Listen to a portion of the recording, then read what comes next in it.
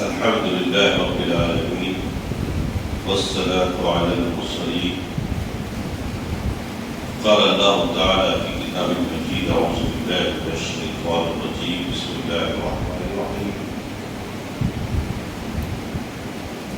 يثبت الله الذين بالقول الثابت يثبت الله الذين آمنوا بالقول الثابت.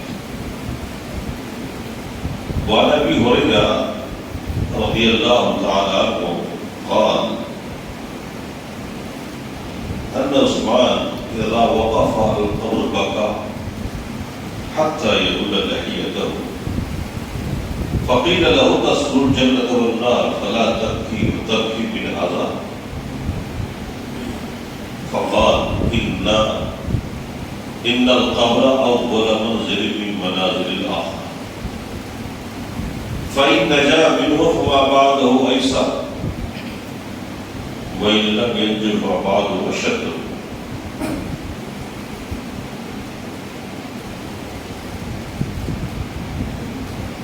میں نے قرآن کریم کی آیت تلاوت کی ہے، ایک حدیث آپ کے سامنے میں رکھی ہے. اللہ تبارک و تعالیٰ نے فرمایا کہ اللہ تعالیٰ مومنین کو قبر میں ثابت قدم رکھے گا. قبر میں جو ہمارا پہلا ایگزام ہوگا، پہلا ٹیسٹ ہوگا، پہلا امتحان ہوگا، جس میں ہم سب لوگ پہلی بار تنہا ہوں گے، اندھیرے کمرے میں ہوں گے، اپنے احباب دفن کر کے واپس چلے جائیں اور 3 سوالات ہوں گے آپ سے. وہی 3 سوالات جس کے لیے پوری زندگی ملی. صرف اس 3 سوال کی تیاری کرنے کے لیے رب کائنات نے یہ پوری زندگی دیا. سوالات بھی ایسے کہ پہلے سے ہی آپ کو پتا، لیکن ماحول ایسا رہے گا کہ اچھا خاصا رٹ کے آدمی جائے گا اور بھول جائے گا. اس کی عادت اگر اس کا عامل نہیں رہا تو رٹو رام کا کام نہیں چلے گا. وہ جو رٹ لیا جائے گا وہ کام نہیں چلے گا، اس کا عمل بولے گا.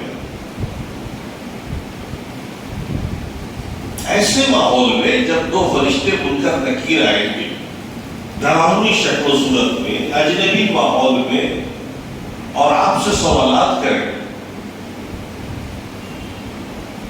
ظاہر سی بات ہے وہی آدمی جواب دے پائے گا جو پوری زندگی عملی زندگی گزارا ہو اور سچے پکے توحید پر ہو.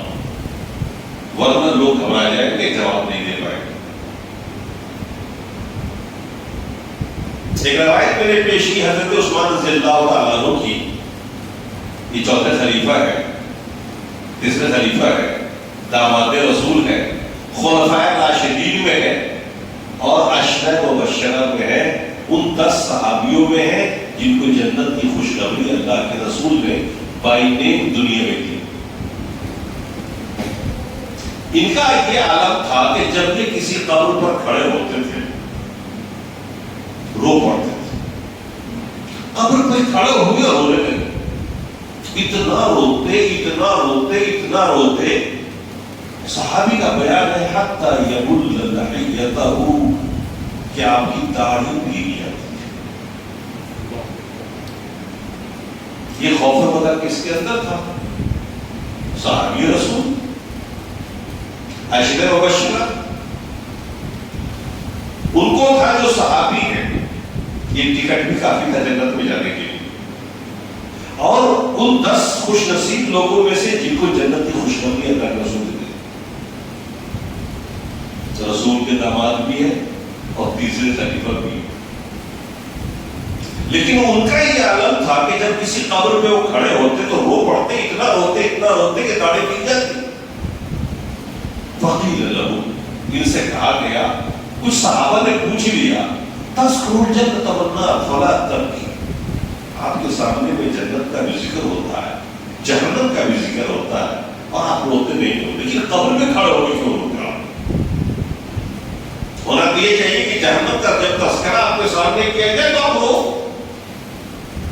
ان چیزوں کے ذکر ہوتا ہے لیکن آپ روتے نہیں ہو، لیکن قبر میں کھڑے ہوتے روتے ہو آپ، کیا مطلب؟ تو انہوں نے فرمایا اللہ کے رسول نے مجھ سے کہا ہے ان القبر اول منزل من منازل الاخرہ، قبر آخرت کی منزلوں میں سب سے پہلی منزل ہے۔ آخرت میں جو منزل آنے والی ہے قرب قیامت یا قیامت کے بعد یا قیامت کے دن جو ہم سے سوال جواب ہونے والا ہے، ان تمام منزلوں میں سب سے پہلی منزل، سب سے پہلا امتحان یہ قبر ہے۔ فَإِن نَجَا مِنْهُ، آدمی اگر یہاں کامیاب ہو گیا، یہاں جواب دے گیا، یہاں وہ کامیاب ہو گیا، فَمَا بَعْدُهُ أَيْسَرُ، تو اس کے بعد کی جو منزلیں ہے نا وہ ایک دم آسان ہو جائے گی، زیادہ آسان ہوگی اور آرام سے آدمی پار کرتا چلا جائے گا۔ اور اللہ کے رسول نے فرمایا وَإِن لَمْ يَنْجُ، اگر یہاں نجات نہیں پائے، فَمَا بَعْدُهُ أَشَدُّ مِنْهُ، اس کے بعد کی جو منزلیں ہیں اور سخت اور مشکل ہوتی چلی گی۔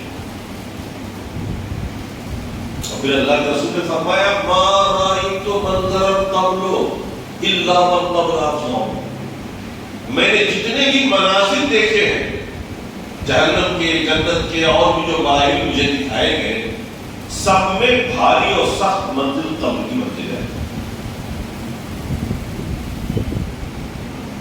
اس حدیث کو سامنے رکھیے اور یہ سوچیے کہ آپ کو اور ہم کو سب کو اسی منزل سے گزرنا ہے۔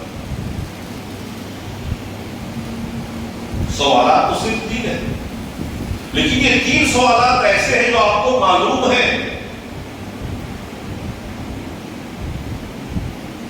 لیکن جواب نہیں آپ کے پاس، تیاری نہیں ہے آپ کے پاس۔ ہمارے پاس میں اگر تیاری نہ ہو، عملی زندگی میں اس عمل سے تصدیق نہ ہو، عملی زندگی میں ہم نہ ہوئے، تو لفظی تیاری اور رہتی رہنے سے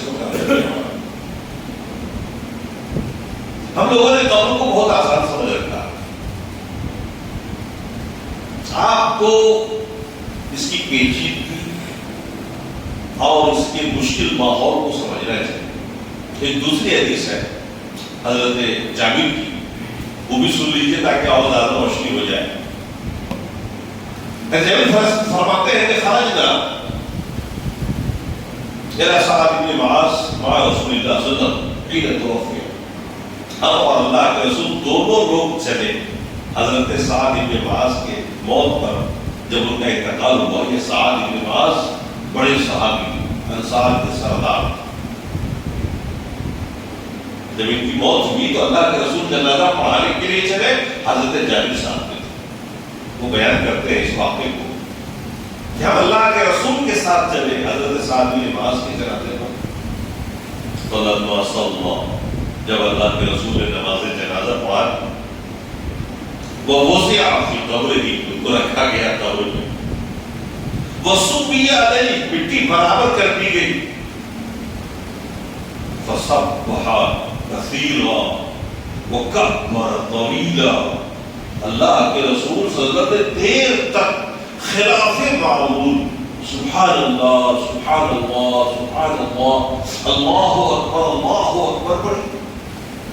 فسبحنا، تو ہم لوگوں نے بھی اللہ کے رسول کے ساتھ دیر تک سبحان اللہ الحمدللہ، جو اللہ کے رسول پڑھتے جا رہے تھے ہم بھی پڑھ رہے تھے سارے صحابہ، کیونکہ صحابہ تو اتباع کرنے والے تھے رسول کی، جیسا دیکھتے رسول کرتے ہو ایسا کرتے۔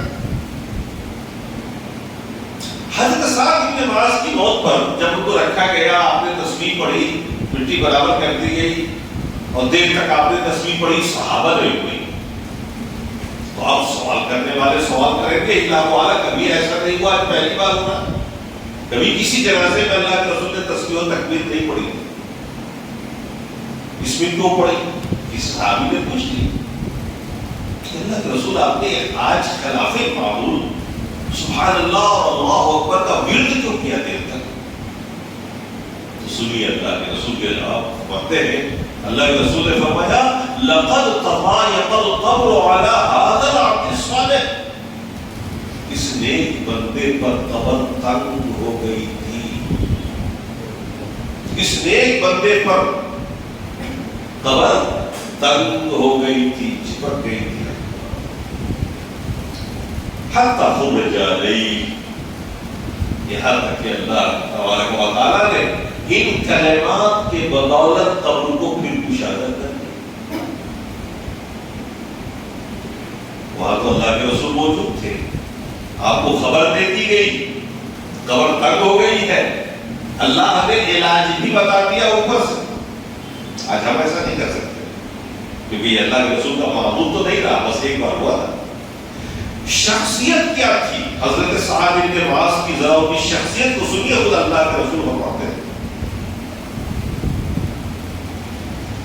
ھذا العبد فتحت له ابواب السماء، یہ وہ میرا صحابی ہے جس کی موت کے بعد آسمان کا دروازہ کھل گیا فرشتوں کے لیے کہ جاؤ جناب۔ وتحرك العرش، ان کی موت پر عرش حرکت میں آ گیا، ہل گیا۔ بڑی موت ہوتی ہے نا تو ایسی ہوتا ہے۔ سعد بن معاذ کی موت پر اللہ کے رسول نے فرمایا ھذا العبد لقد تحرك له العرش، یہ وہ ایک بندہ ہے جس کی موت پر عرش حرکت میں آ گیا، ہل گیا۔ وفتحت له ابواب السماء، آسمان کے دروازے کھول دیے گئے۔ وشهد له الفون 70,000 من الملائکہ، 70,000 فرشتے ان کے جنازے میں شریک۔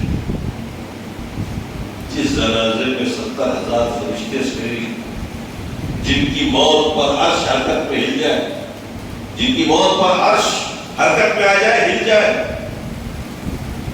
اور جس کے لیے فرشتے آسمان سے اتر جائیں، آپ سوچیے کتنی بڑی شخصیت ہوگی، لیکن اتر بھی تو اتر۔ اب سوچیے اس سندرب میں، اس پس منظر میں، اس ماحول میں خود کو رکھے دیکھیے، ہم لوگ خود کو رکھے دیکھیں، ہم کتنے پابند دین ہیں، کتنے پابند سب و سلام۔ جب نیک بندوں کے ساتھ اللہ کا معاملہ ایسا ہوگا، ہمارے اور آپ کے ساتھ کیا ہوگا؟ آخرت کی فکر نہیں ہے ہمیں، اسی لیے دوری ہے۔ ہم 5 وقت نماز پڑھ لیتے ہیں، ہم سمجھتے ہیں کامیاب ہیں۔ 3 سوال ہے، تیاری کریے۔ من رب کو کب، کیا جواب دیں گے آپ؟ آپ کا رب کون ہے؟ کہاں ہے؟ کیسا ہے؟ کیا اس کے اوصاف ہے؟ آپ جانتے ہیں رب کو؟ جانتے ہیں اپنے رب کو؟ رب کو کیسے آپ جانیں گے؟ رب کے اوصاف کے ذریعے، رب کی صفات کے ذریعے۔ رب کی صفات ہے نا، نئی نئی صفتیں ہیں نا، ان صفات کے ذریعے آپ جانیں گے۔ وہ عالم الغیب ہے، تنہا عالم الغیب ہے، پوری دنیا کی چھپی ہوئی اور ظاہری سارے باتوں کا جاننے والا۔ وہ سمیع ہے، وہ سب کی سنتا ہے، بلا لحاظ سارے اس کے بندے ہیں، سب کے دکھوں کو بھی دور کرتا ہے جس کو چاہتا ہے۔ وہ رحیم ہے، وہ غفور ہے، وہ غفار ہے، وہ جبار ہے، وہ قہار بھی ہے، وہ پکڑتا بھی ہے،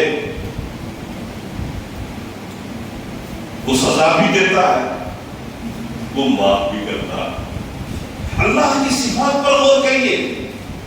ہم جب کسی شخص کو ذات سے نہیں پہچان سکتے تو صفات سے پہچانتے ہیں۔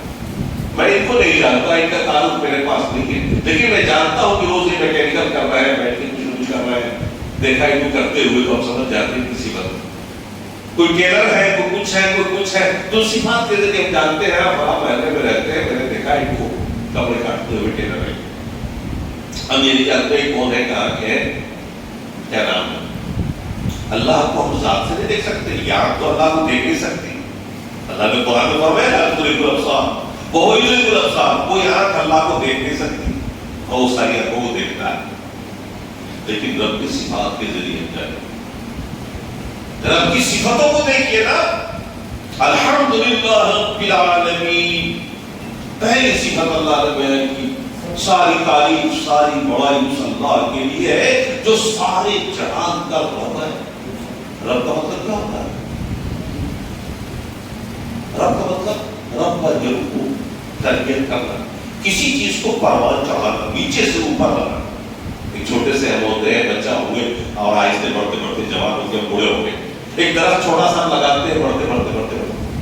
اللہ تبارک و تعالیٰ ہر مخلوق کا رب ہے، ساری کائنات کا رب ہے.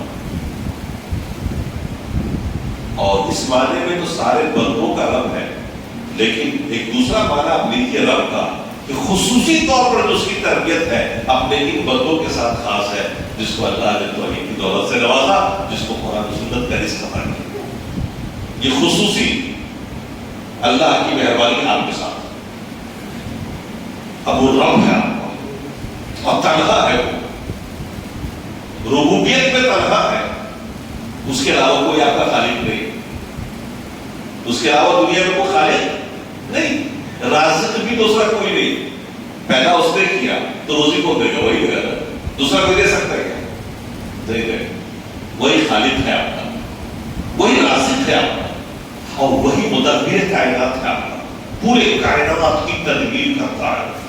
روزانہ سورج کو نکالتا ہے، ڈبوتا ہے، پھر نکالتا ہے. یہ طرح طرح کے ثمرات، پھل فروٹ، جتنی غذائیں ہیں، جتنی بھی نعمتیں دنیا کی ہیں، سب کچھ اللہ نے آپ کے لیے بنایا. اور الذی خلق لکم ما فی الارض جمیعا. اللہ نے اپنے تعارف میں بتایا کہ رب وہ ہے تمہارا جس نے ساری کائنات کو پیدا کیا اور تمہارے لیے پیدا کیا. سورج آپ کے لیے، چاند آپ کے لیے، زمین آپ کے لیے، آسمان آپ کے لیے، سب کچھ آپ کے لیے. تنہا رب ہے. کوئی اور رب ہے؟ اسے کہتے ہیں ربوبیت، توحید ربوبیت. اللہ کو جانیے، اللہ کے اوصاف کو سمجھیے، تاکہ اللہ تعالیٰ آپ کے سامنے ہو، آپ کے ذہن میں ہو. عبادت کرتے ہوئے بظاہر کہ آپ اس رب کے سامنے سرزمیز ہیں جو آپ کا رب ہے، جو آپ کا روزی دے رہا ہے، جس نے پیدا کیا، جس کے سارے احسانات ہیں آپ کے اوپر. یہ سب وہی جھکنا چاہیے اور نہیں جھک سکتا. پہلے رب کو پہچانے. اب رب کو نہیں جانیں گے، رب کے تعلق سے اگر آپ کا پورا تعارف نہیں ہوا تو من رب کا جواب نہیں ہو پائے گا آپ سے. تو رب کا تعارف ضروری ہے، اور رب کا عبادت ضروری ہے، اس کے عوامل کی اتباع ضروری ہے، ماننا بھی ضروری ہے، اس کے رسول کے اطاعت بھی ضروری ہے، تاکہ آپ وقت کے ہو جائیں. تو جب آپ سے پوچھا جائے من رب ہوگا، آپ کی زبان سے نکلے رب یا اللہ، میرا رب تو اللہ. آپ سے دوسرا تعارف ہوگا ماں دین ہوگا. دین کیا ہے تمہارا؟ کیا تھا تمہارا دین؟ کس دین پر چل رہا ہے؟ اب ہم نے سن لیا کہ ہم مسلمان ہیں. مسلمان بھی دو طرح کی دنیا میں دیکھ رہے ہیں. ایک تو وہ ہے جو بس خاندانی مسلمان ہے، اس کو پتہ ہی نہیں کہ اسلام کیا ہوتا ہے. اسے یہ بھی پتہ نہیں کہ اسلام کیا ہوتا ہے، بس وہ مسلمان ہے. میں نے ایک نوجوان سے ایسے ہی پوچھ لیا کہ بھیا تم نماز پڑھتے ہو؟ کہا کہ ہاں. مسلمان ہو؟ اس نے کہا ہاں مسلمان ہے. تو داڑھی ہے، دیکھیے ٹوپی ہے میرے سر پر. میں نے کہا اچھا بتاؤ تم مسلمان کیوں ہو؟ تم مسلمان کیوں ہو؟ تم ہندو کیوں نہیں، عیسائی کیوں نہیں ہوئے، یہودی کیوں نہیں ہوئے؟ آج کے زمانے میں تو آزادی ہے نا، آدمی اپنی پسند کا مذہب رکھ سکتا ہے. تم مسلمان کیوں ہو؟ بہت دیر تک سوچنے کے بعد اس نے جواب دیا کہ میں اس لیے مسلمان ہوں کہ میرا باپ دادا مسلمان. میں نے کہا بالکل صحیح جواب دیا. اللہ کا شکر ہے کہ تمہیں بتا رہا ہے، صحیح بول گئے. ایسا تمہارے باپ دادا کا غیر مسلم ہوتے تو وہی ہوتا، عیسائی ہوتے تو عیسائی. ہم لوگوں نے کبھی نہیں سوچا کہ اللہ تعالیٰ نے اس دین کی شکل میں کتنی بڑی نعمت دی ہے. دین ہے کیا؟ کبھی سوچا؟ ہم نے نہیں سوچا. بس یہ سمجھتے ہیں کہ نماز پڑھنا دین ہے، روزہ رکھنا دین ہے، حج کر لینا دین ہے. سچ بولنا دین نہیں. سماجی برائیاں جو آج ہمارے سماج میں بہت زیادہ ہے، ان برائیوں سے بچنا دین نہیں ہے کیا؟ وہ چیز کہاں ہے ہمارے پاس؟ کہاں ہم نے دین کو جانا ہوگا؟ ٹھیک ہے، اس حد تک ہم بہت اچھے ہیں کہ مجھے ہوتا ہے نماز پڑھتے ہیں، روزہ رکھتے ہیں، پیسہ ہے زکات بھی نکالتے ہیں، حج بھی کر لیں گے. لیکن ہم اپنے سماج میں جانے کے بعد ہم کیا کرتے ہیں؟ کون سے مسلمان رہتے ہیں؟ وہاں دین ہمارے پاس نہیں رہتا. ہمارا سماجی کی جو رسم ہے وہی ہمارا دین ہوتا ہے. شادی ہوئی تو پھول مالا ڈلے گا، یہ ہوگا وہ ہوگا، جتنے بھی رسوم ہیں ہمارے سماج میں ہر علاقے میں وہ سارے کے سارے ادا ہوں گے آپ کے ساتھ، اور بالکل دین کی طرح ادا ہوں، کہیں اس کو کچھ چھوٹے گا نہیں۔ ہم کہاں دیندار ہیں؟ دین کو سمجھیے، دین کیا چیز ہے؟ اللہ کے رسول صلی اللہ علیہ وسلم تشریف فرماتے ہیں، صحابہ کے بیچ میں جبرائیل انسان کی شکل میں آئے۔ حدیث جبرائیل آپ لوگوں نے سن رکھا ہوگا، بہت بار سنی ہوئی۔ انہوں نے آ کے انسان کی شکل میں سوال کیا اللہ کے رسول سے، اللہ کے رسول اسلام کیا ہے؟ اللہ کے رسول نے جواب دے دیا۔ پھر پوچھا ایمان کیا ہے؟ اللہ کے رسول نے ایمان کے 6 ارکان بتا دیے۔ پھر پوچھا اخلاص کیا ہے؟ پھر اللہ کے رسول نے اس کا بھی جواب دیا۔ ہر جواب کو وہ سنتا تھا اور کہتا تھا صدق آپ ٹھیک کہہ رہے ہیں۔ حضرت عمر راوی ہے حدیث کے، وہ کہتے ہیں مجھے تعجب ہو رہا تھا کہ وہ آدمی سوال بھی کر رہا ہے اور کہہ رہا ہے کہ ٹھیک کہہ رہا ہے، اس کا مطلب پہلے سے جانتا تھا کچھ کیوں رہا، لیکن کسی صحابہ کو پتا نہیں تھا کہ فرشتہ، وہ سمجھتے تھے کوئی آدمی۔ اس کے بعد اس نے چوتھا سوال کیا، اللہ کے رسول سے قیامت کب آئے گا؟ اللہ کے رسول نے فرمایا تم سے زیادہ میں بھی نہیں جانتا ہوں اس کے بارے میں، جتنا تم جانتے ہو اتنا میں بھی جانتا ہوں۔ مطلب یہ کہ اللہ کو علم ہے، اللہ نے کسی کو بتایا ہی نہیں۔ پھر اس نے پوچھا، 5واں سوال کیا، قیامت کی علامتیں کیا ہے؟ قیامت آنے سے پہلے کیا ہوگا؟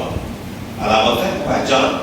اللہ کے رسول نے فرمایا ان ترى البقرة العالة رعاشا يطاول في الدنيا، تم دیکھو گے جن کو چپل میسر نہیں تھا، جنہیں کپڑے میسر نہیں تھے، پہ رہنا جس میں رہتا تھا، بکریاں چراتا تھا ساری زندگی، دولت کی اتنی ریل پیل ہوگی کہ عالی شان کوٹھیوں میں زندگی بسر کرے گا اور اپنے مال و دولت میں فخر کرے گا، دین سے دور ہو جائے گا، دنیا میں مشغول ہو جائے گا۔ سمجھ لو کیا بتایا۔ جب تم دیکھو کہ بیٹا ماں پر حکومت کر رہا ہے تو سمجھ لو کہ اب بہت قریب ہے۔ آج کے زمانے میں تو آپ دیکھ رہے ہو کہ عام طور سے بیٹا ماں اور باپ دونوں پہ حکومت کرتے ہیں، دونوں کو دبا کے رکھتے ہیں۔ جب بیٹا کمانے لگتا ہے تو ماں باپ کو بولا منع کرتا ہے، زنا کام ہو جانا، فحاشی برائی میں پردگی کام ہو جانا، جتنی علامتیں اللہ کے رسول نے بتائی بیشتر ہو چکی۔ کچھ ایک باقی ہے، دجال کا آنا، یاجوج ماجوج کا باہر نکلنا، سورج کا پچھم سے نکلنا، کچھ علامتیں رہ گئی، بہت ساری علامتیں رہ گئی۔ اچھا، ان سب چیزوں کو 5 سوال پوچھنے کے بعد وہ آدمی چلا گیا۔ تو اللہ کے رسول نے صحابہ سے پوچھا تم لوگ پہچان سکے کون تھے؟ وہ آدمی کون تھا؟ تو صحابہ نے کہا اللہ و رسول والد اللہ، اللہ کے رسول بہتر جانتے ہیں، ہم نہیں پہچان سکتے۔ اللہ کے رسول نے کیا جواب دیا تھا؟ وہ جبریل اتاکم یعلمکم دینکم، ارے وہ جبرائیل علیہ السلام تھے، انسان کی شکل میں آئے تھے تاکہ تمہارا دین سکھائیں۔ کیا سکھائیں؟ دین۔ دین کسے کہتے ہیں؟ جس میں ایمان کی بات بھی ہو، اسلام کی بات بھی ہو، اخلاص کی بات بھی ہو، قیامت کا ذکر بھی ہو، فکر آخرت ہو، آدمی مجبور ہو جائے آخرت کے بارے میں سوچنے پر کہ ہم سب لوگوں کو ان منزلوں کو پار کرنا۔ اللہ نے ایک سسٹم کے تحت پیدا کیا ہمیں جو زندگی ملی ہے نا، یہ زندگی یہ 4 قسطوں میں ملی ہوئی۔ ایک قسط تو وہ ہے جو ماں کے پیٹ میں ہم نے گزارا، 9 مہینے ماں کے پیٹ میں رہے، وہاں بھی زندگی ہے نا، لیکن ہے جیل میں 9 مہینے کے بعد آپ پیدا ہوتے ہیں، دنیا میں آتے ہیں۔ اس زندگی کی دوسری قسط ہے، پہلے بھی زندہ تھے اب بھی زندہ ہے آپ، لیکن اس زندگی میں آپ کے اعضاء ہیں، بڑھتے ہیں، ہاتھ میں بڑے ہوتے ہیں، طاقت آتی ہے جسم میں، ٹھوس غذا کھاتے ہو، پھر آپ جوان ہو جاتے ہیں۔ اب اللہ تعالیٰ آپ پر 2 ذمہ داریاں ڈالتا ہے۔ یہاں سے 2 ذمہ داری ہر جوان پہ آتی ہے اس 21 سال میں، کہ اب آپ معاش کی بھی فکر کرو، رزق حلال اپنے ہاتھ سے کماؤ، اپنے ماں اور باپ کی خدمت بھی کرو، کیونکہ تمہارے پر قرضہ ہے ان کا، انہوں نے بچپنے میں تمہیں پال پوس کے جوان کیا، ان کے لیے دعا بھی کرو۔ رب ارحمہما کما ربیانی صغیرا، اللہ تو ہمارے ماں باپ پر رحم کر جیسے انہوں نے بچپنے کا رحم کیا کرے. ایک حق تو یہ بندے والا ہے، سماج کا بھی حق ہے، ماں کا حق، باپ کا حق. اس سال کے سال آپ کو اگر کرنا ہے یہاں سے تو پھر سے جیت ڈالا جائے گا جہاں جنت کی ٹکٹ ہو جائے گی. یہ تیسری زندگی ہے جو آپ کی شروع ہوگی، یہ تیسری زندگی، اور یہ چلے گی کہاں تک؟ قیامت تک چلے گی، سور پھونکے جائے گا. پھر جب دوسرا سور پھونکا جائے گا، یہی روح سیم اسی جسم میں ڈال کر کے قبروں سے اٹھائے جائے گا. ہم میں سے ہر آدمی انہی شکل و صورت میں، انہی قد و قامت میں اپنی اپنی قبروں سے اٹھے گا اور میدان محشر کا رخ کرے گا. اور ساری کی ساری کائنات کے لوگ جو آدم علیہ السلام سے لے کر آخری انسان تک ہوگا، رب کے سامنے میں حاضر ہوگا اور آخری سوال و جواب ہوگا. ہمارے سارے اعمال کا محاسبہ ہوگا، ایک سے ایک جتنے بھی اعمال آپ نے چھوٹے چھوٹے کر رکھے ہوں گے، ایک ایک عمل کا حساب ہوگا. اللہ تعالیٰ نے ہمیں اور آپ کو اسی مقصد کے لیے پیدا کیا. یہ زندگی دی تو اسی کے لیے دی تاکہ آپ ان 3 سوالوں کی تیاری کر رہے ہیں. 15 سال کے بعد سے مرنے تک کی جو عمر ہے آپ کی، خاص طور سے اسی تیاری کے لیے اللہ کو جاننا اور اللہ کی اس بھیجے ہوئے دین کو سمجھنا کہ کیا کرنا ہے اور کیا نہیں کرنا ہے، کیا حلال ہے اور کیا حرام ہے آپ کے لیے، تاکہ زندگی اس کی روشنی میں آپ گزارے. اور نبی کو بھیجا ہے اللہ نے. جب تیسرا سوال ہوگا من نبیوں کا نبی کون ہے، تو جس نے نبی کی اطاعت کی ہوگی، نبی مانا ہوگا عملاً، وہی نہ کہہ رہا کہ میرے نبی جناب محمد رسول اللہ صلی اللہ علیہ وسلم ہے. اور جس نے نبی رسول کی بات ہی نہیں مانی ہوگی، وہ رشتہ ہی نہیں رکھا ہوگا نبی سے، اطاعت ہی نہیں کی ہوگی، وہ کیا کہتے ہیں؟ کیسے کہہ گا یہ نبی؟ جس نے سماج پرستی کی ہے، جس نے دین پرستی کی ہے، جس نے علماء پرستی کی ہے پوری زندگی، وہ کیا نبی کے بارے میں کہہ سکتا؟ وہ تو اپنے پیر کو کہہ دے گا یہ میرے نبی تھے، عالم کو کہہ دے گا یہ میرے نبی تھے. تو آپ رسول کو بھی تو جانیں، اللہ کے رسول نے آپ کے لیے کیا کچھ کیا ہے، کیا شخصیت تھی آپ کی، کیا اخلاق تھا آپ کا، اللہ نے کیوں آپ کو نمونہ بنایا، کیا کیا دے کے نمونہ بنایا، کیسے آپ کو نقل کرنا چاہیے اللہ کے رسول کی. تیاری بھی ہو اور عمل نہ ہو. پڑھے بھی، آپ نے بہت کچھ پڑھا ہوا ہے کالج میں، بہت کچھ پڑھا ہے آپ لوگوں نے، اچھی ڈگری آپ کے پاس ہے، پھر کیا آپ نے رسول کی شخصیت کو پڑھا؟ کبھی سیرت النبی پڑھی آپ نے؟ اللہ کے رسول کی زندگی کو پڑھا آپ نے؟ اللہ کے رسول کا سنگھرش دیکھا ہے آپ نے آپ کے لیے؟ کس کے لیے اللہ کے رسول نے سنگھرش کیا؟ مکے میں سب سے محبوب شخصیت محمد ابن عبداللہ کی تھی. جب آپ پیدا ہوئے تھے نا تو آپ کے چچا ابو لہب نے خبر دینے والی لوڈی کو آزاد کر دیا. ہمارے خوشی، سب نے خوشیاں منائی. جب بڑے ہوئے آپ 20 25 30 سال کے ہوئے، پورا مکے میں آپ کا چرچا تھا امین و صادق. یہی تو وجہ ہے کہ جب اللہ کے رسول نے کوہ صفا میں کھڑے ہو کے پہلا اعلان کیا تھا اور کہا تھا کہ لبثت فیکم عمرین، اے لوگوں میں تمہارے بیچ میں لبثت فیکم من عمرنا 40 سنین، 40 سال میں تمہارے بیچ میں رہا ہوں. 40 سال کی عمر میری ہو گئی، میں 40 سال تک تمہارے بیچ میں رہا ہوں. کئی فوجتمونی، تم لوگوں نے مجھے کیسا پایا؟ بے ایمان جھوٹا کیسا پایا؟ سارے مکے والوں نے کہا تھا انت نبی انت صادق، آپ سے بڑا کوئی امین اس شہر میں نہیں، امانتدار، آپ سے بڑا کوئی سچا نہیں اس پورے شہر میں. پورا مکہ پیار کرتا تھا. لیکن جب کہا تو لا الہ الا اللہ تفلحوا، لا الہ الا اللہ کا اقرار کر لو کامیاب ہو جاؤ گے. تب لکل عرب ولا جب، عرب و عجب کے مالک بن جاؤ گے، حکمرانی آ جائے گی. سارے خلاف. ہم اور آپ ہوتے وہاں پر تو کیا کرتے؟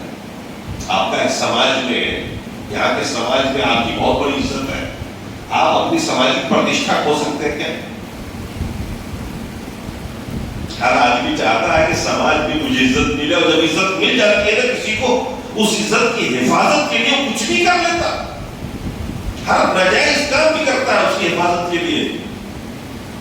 سماجی عزت ایک ایسی چیز ہوتی ہے، اپنی پرتشٹھا کا نہیں ہونا چاہتا. اللہ کے رسول کی قربانی کتنی بڑی ہے.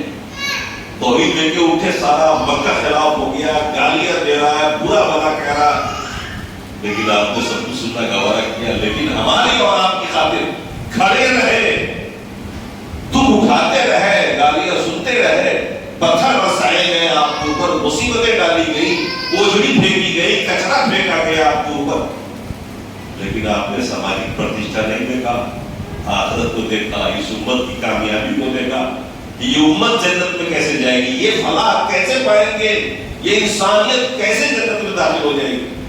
کتنی خوشی ملتی تھی اللہ کے رسول کو جب ایک آدمی توحید قبول کرتا تھا تو آپ کو ایسی خوشی ملتی تھی جیسے آپ کا چہرہ کھل جاتا تھا، سونا کا پانی چڑھ گیا آپ کے چہرے. صرف انسانیت کی نجات کی، صرف ہماری اور آپ کی فلاح کی. تو آج ضرورت اس بات کی ہے کہ ہم دین کو جانیں، نبی کو سمجھیں، اور ہمارے مطالعے میں اس طرح کی کتابیں ہوں. روزانہ آدھا گھنٹہ بھی تو کم از کم ہمارا لگے کہ ہم اللہ کو سمجھیں، رسول کو جانیں، دین کو جانیں، تاکہ اپنی زندگی دین کی روشنی میں ہم گزار سکیں. ماں کے کیا حقوق، باپ کے کیا حقوق، بیوی کے کیا حقوق، بچوں کے کیا ہے، پڑوسی کے کیا ہے، سماج کے کیا ہے، رشتہ داروں کے کیا ہے، اور اس کو پتہ. یہ دین ہے جو آپ کی رہنمائی کرتا ہے. اور انہی چیزوں کا بدلہ ملنا ہے آپ کو چوتھی زندگی میں. زندگی کا چوتھا قسط جو ہوگا وہ اسی تیسری زندگی کا بدلہ ہوگا. پہلی اور دوسری قسط جو ہوتی ہے وہ تیاری کے لیے ہوتی ہے، اور چوتھی قسط میں جا کر کے آپ کو اس زندگی کا بدلہ ملتا ہے. تو اگر ہم نے اس زندگی میں جو دوسرا قسط گزار رہے ہیں، اگر اس میں ہم نے تیاری نہیں کی ہے، ہم نے جانا نہیں، تو ظاہر سی بات ہے آپ کیا کرو، سوالات کے جوابات تیار نہیں ہوں گے، آپ سے نہیں یاد رہے گا. تو میرے دوستوں، فکر آخرت کرنے کی ضرورت ہے. ہم میں سے ہر آدمی کو سوچنا پڑے گا کہ ہم رب کو جانیں، رب کی صفات کو پڑھیں، ہم دین کو جانیں، جو ہمارے مسائل ضروریہ ہیں، جو آپ کی زندگی سے متعلق ہے، اس کو سمجھیں علماء سے، اور نبی کو پڑھیں، اور نبی کے حقوق کیا ہے امت پر آپ اس کو جانیں. کہ نبی کا بھی تو حق ہے نا آپ کے اوپر، ہمارے اوپر. ہم اس حق کو جانیں اور اپنا حق ادا کریں. اگر ان تمام کاموں کو ہم کر لیں گے تو فکر آخرت بھی ہماری اچھی ہوگی اور تیاری ہو جائے گی، اور ہم قبر سے لے کر کے آخرت تک کامیاب ہوتے چلے جائیں گے. اور یہی ہمارا مقصد بھی ہے کہ ہماری تربیت دین کی روشنی میں ہو، رسول کی تعلیم کی روشنی میں ہو، تاکہ ہم یہاں بھی کامیاب زندگی گزاریں، وہاں بھی کامیاب زندگی گزاریں. تو فکر آخرت کیجیے. بہت زبردست بات ہے. یہ اللہ کے رسول قبر سے گزر رہے تھے اور قبر میں عذاب ہو رہا تھا. اللہ کے رسول صلی اللہ علیہ وسلم کی فکر دیکھیے. ایک صحابی سے آپ نے فرمایا انہما یعذبان وما یعذبان فی کبیر، ان دونوں قبروں میں عذاب ہو رہا ہے اور کسی بڑے معاملے کی وجہ سے عذاب نہیں ہو رہا ہے. اما احدہما فکان یمشی بالنمیمہ واما الاخر فلا یستطیع الفوق. آپ نے فرمایا اس قبر میں عذاب اس لیے ہو رہا ہے کہ یہ پیشاب کی چھینٹوں سے نہیں بچتا تھا، اور دوسرے قبر میں عذاب اس لیے ہو رہا ہے کہ یہ چغلخوری کرتا تھا. اور یہ چیزیں ہم لوگوں میں آج کون. تو قبر میں عذاب ہوگا، یہیں سے شروع ہو جائے گا. یہ پہلی منزل ہے. یہاں کی کامیابی سب سے بڑی ضروری ہے تاکہ آگے بھی آپ کامیاب ہوتے چلے جائیں. اور اس کے لیے ضروری ہے کہ یہ تین جو سوال ہے اس کی تیاری ہم لوگ کریں. جتنی آپ تیاری کرتے جائیں گے آخرت کی فکر بڑھتی چلی جائے گی. اللہ تبارک و تعالیٰ ہمیں اور آپ کو توفیق دے، ہم پڑھیں، سمجھیں، عمل کریں.